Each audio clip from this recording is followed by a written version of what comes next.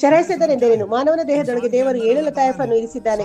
ಲತೀಫೆ ಕಲ್ಬ್, ಲತೀಫೆ ಸಿರಿ, ಇಖ್ಫಾ, ಖಫಿ, ರೂಹ್, ಲತೀಫೆ ಅನಾ ಮತ್ತು ಲತೀಫೆ ನಫ್ಸ್. ಲತೀಫೆ ನಫ್ಸ್ ಶೈತಾನಿ ಜಾತಿಗೆ ಸೇರಿದ. ಉಳಿದ 6 ಲತಾಯಿಫ್ಗಳು ಮೇಲಿನಿಂದ ಬಂದವು, ಸ್ವರ್ಗೀಯ ಆತ್ಮಗಳು.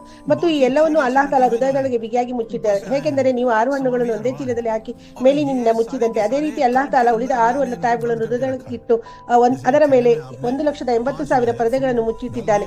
ಈ ಲತಾಯಿಫ್ಗಳ ಮೂಲಕ ಮನುಷ್ಯನಿಗೆ ಅಲ್ಲಾಹ್ ತಾಲಾದ ಸಂಬಂಧ ಕಲ್ಪಿಸಿದ್ದಾರೆ. ನಮಾಜ್, ಜಿಕರ್, ಫಿಕರ್ ಮತ್ತು ಧ್ಯಾನ, ಇಬಾದತ್ ಅವುಗಳ ಪ್ರಭಾವವು ಲತಾಯಿಫ್ಗಳ ಮೂಲಕ ದೇವರ ಸಿಂಹಾಸನಕ್ಕೆ ತಲುಪಬೇಕುತ್ತದೆ. ಆದರೆ ಅವೇ ಮುಚ್ಚಿಟ್ಟಿರುವಾಗ ನಿಮ್ಮ ನಮಾಜ್ ಮತ್ತು ಇಬಾದತ್ ದುವಾಗಳು ಮೇಲೆ ಹೋಗದೆ ಇಲ್ಲೇ ಸುತ್ತಾಡುತ್ತಿರುತ್ತದೆ.